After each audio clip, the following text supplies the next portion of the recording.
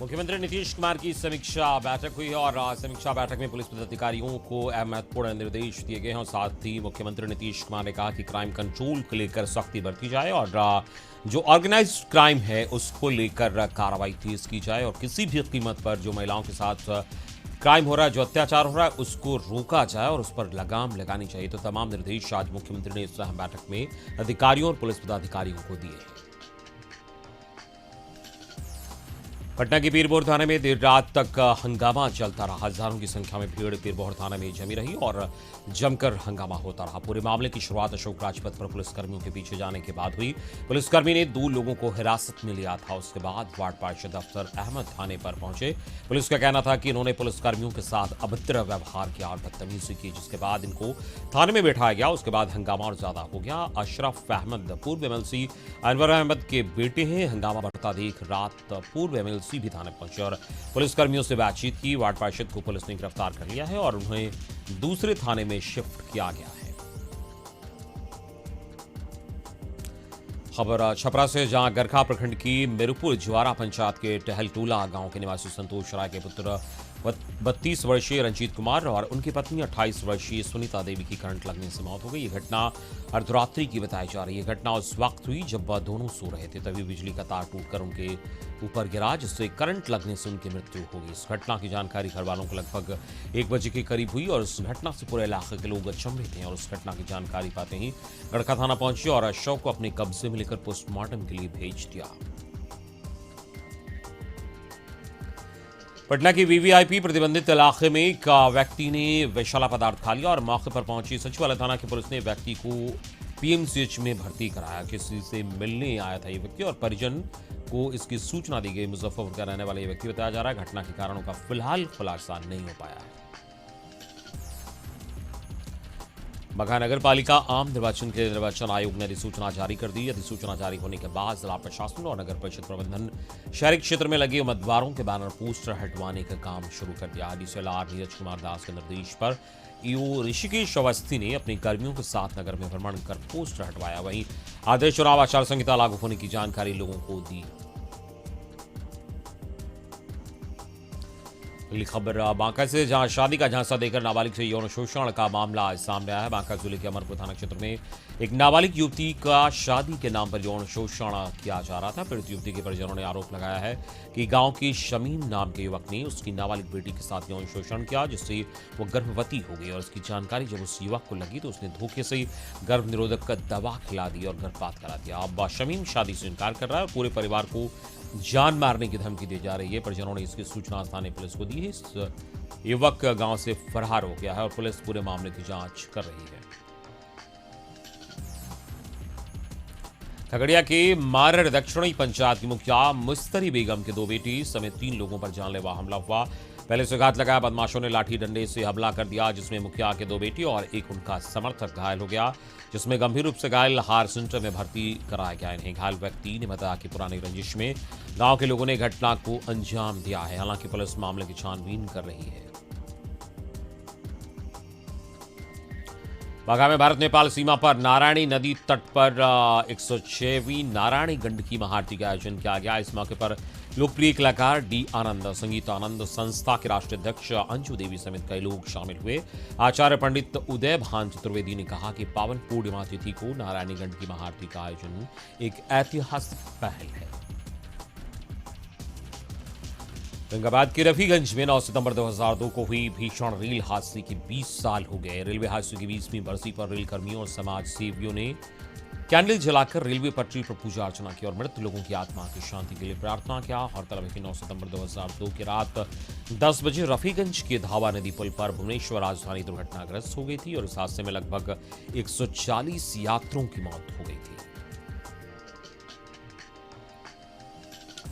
बघा के रामनगर में प्रखंड अध्यक्ष के चुनाव की पूर्व समर्थकों ने आपस में हंगामा शुरू कर दिया। प्रखंड अध्यक्ष के लिए आरजेडी के ही 2 उम्मीदवार वर्तमान प्रखंड अध्यक्ष राजेंद्र यादव और अशोक यादव आमने सामने हैं। प्रखंड अध्यक्ष के लिए वोटिंग शुरू होने वाली थी। इसी बीच एक उम्मीदवार के समर्थकों में तीखी बहस शुरू हो गई। हंगामा को देखते हुए चुनाव को अगले आदेश तक के लिए स्थगित किया गया है। औरंगाबाद के रफीगंज प्रखंड के बक्सी बीघा में जमीन विवाद को लेकर दो पक्षों में जमकर मारपीट हुई। मारपीट में कई लोग घायल हो गए। सभी घायलों को अस्पताल में भर्ती कराया गया। घटना की सूचना मिलते ही कासमा थानाध्यक्ष राजगिरी प्रसाद मौके पर पहुंचे और छानबीन में जुट गए। पुलिस ने 2 लोगों को गिरफ्तार किया है। इस मामले में मुख्यमंत्री नीतीश कुमार ने कानून व्यवस्था की समीक्षा बैठक की और सीएम आवास पर यह बैठक हुई, जिसमें मुख्य सचिव के साथ गृह विभाग के अपर मुख्य सचिव चैतन्य प्रसाद, डीजीपी एसके सिंघल समेत तमाम पुलिस पदाधिकारी मौजूद रहे। बैठक में हाल के दिनों में बढ़ी आपराधिक घटनाओं के बारे में मुख्यमंत्री को फीडबैक दिया गया और एक प्रेजेंटेशन भी दिखाई गई। बैठक में कई बड़े निर्णय लिए जाने की संभावना जताई जा रही थी और इसी के मद्देनजर बैठक में स्पष्ट तौर पर निर्देश दिया गया कि कानून व्यवस्था की जो हालत है उसको सुदृढ़ किया जाए और महिलाओं के खिलाफ जो क्राइम है उस पर लगाम लगाई जाए। साथ ही ऑर्गेनाइज्ड क्राइम के प्रति कार्रवाई को तेज की जाए और किसी भी कीमत पर इसे रोका जाए और जो कानून व्यवस्था है उसे दुरुस्त किया जाए।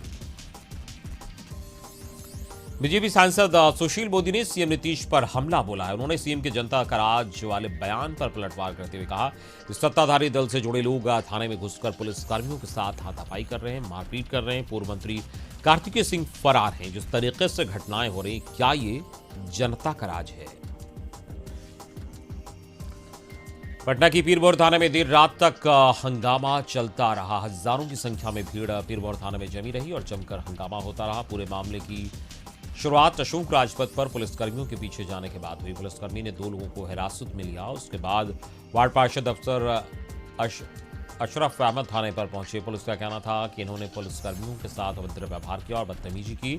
उसके बाद इनको थाने में बैठाया गया और हंगामा और भी ज्यादा बढ़ गया। अशरफ अहमद पूर्व एमएलसी अनवर अहमद के बेटे हैं। हंगामा बढ़ता देख देर रात पूर्व एमएलसी भी थाने पहुंचे और पुलिसकर्मियों से बातचीत की। वार्ड पार्षद को पुलिस ने गिरफ्तार कर लिया है और उन्हें दूसरे थाने में शिफ्ट किया गया है। बिहार बीजेपी को संगठन प्रभारी मिल गया है और विनोद तावड़े को बिहार बीजेपी का नया प्रभारी बनाया गया है। विनोद तावड़े बीजेपी के राष्ट्रीय महासचिव हैं और वो महाराष्ट्र सरकार में मंत्री रह चुके हैं। महाराष्ट्र विधान परिषद में वो विपक्ष के नेता भी रह चुके हैं। हरीश त्रिवेदी को उसे प्रभारी बनाया गया है। पूर्व मंत्री मंगल पांडे को पश्चिम बंगाल का प्रभारी बनाया गया है। विधायक नितिन नवीन को छत्तीसगढ़ के सह प्रभारी बनाए गए हैं। ऋतुराज सिन्हा को नॉर्थ ईस्ट के सह प्रभारी बनाया गया है। ये मोदी के जन्मदिन को भव्य बनाने की तैयारी जोर शोर से चल रही है। बीजेपी 17 सितंबर से 2 अक्टूबर तक सेवा पखवाड़ा दिवस के रूप में मनाएगी। इस दौरान कई सारे कार्यक्रम आयोजित किए जाएंगे। कार्यक्रम की देखरेख के लिए 5 सदस्यीय टीम बनाई गई है। पार्टी की तरफ से ब्लड डोनेशन कैंप का आयोजन होगा। प्रदेश अध्यक्ष संजय जायसवाल ने इस बात की जानकारी दी है। बीजेपी प्रदेश अध्यक्ष संजय जायसवाल ने पीरबोर थाने पर हमले को लेकर सीएम नीतीश पर निशाना साधा। उन्होंने कहा कि मुख्यमंत्री बिहार के अपराधियों को संरक्षण देने का काम कर रहे हैं। बालू माफिया और शराब माफिया खुलेआम अपना काम कर रहे हैं। पीरबोर थाने में जो घटना हुई है वो इसका उदाहरण है। पुलिस की पिटाई होती रही है लेकिन कार्रवाई नहीं हो रही है।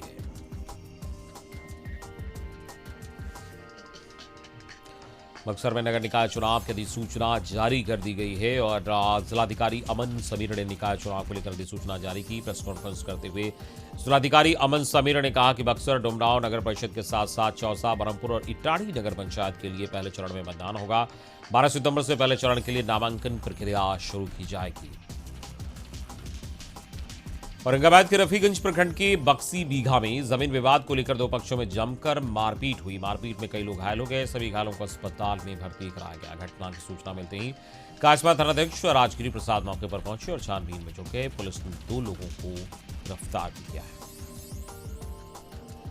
हजारीबाग पुलिस ने प्रतिबंधित संगठन टीपीसी के खिलाफ बड़ी कार्रवाई करते हुए उसके 4 सदस्यों को गिरफ्तार किया है। इस संबंध में एसपी मनोज रतन चौथे ने जानकारी देते हुए कहा कि पुलिस को जानकारी मिली थी कि प्रतिबंधित संगठन टीपीसी का एरिया कमांडर दिनेश जी और रवि दस्ती के कुछ सदस्य किरडारी के बुंडू में छिपे हुए हैं। इसकी सूचना के सही पाए जाने पर बड़का गांव और किरडारी थाना प्रभारी की अगुवाई में बुंडू में सर्च अभियान चलाया गया, जिसमें टीपीसी के 4 लोग पकड़े गए।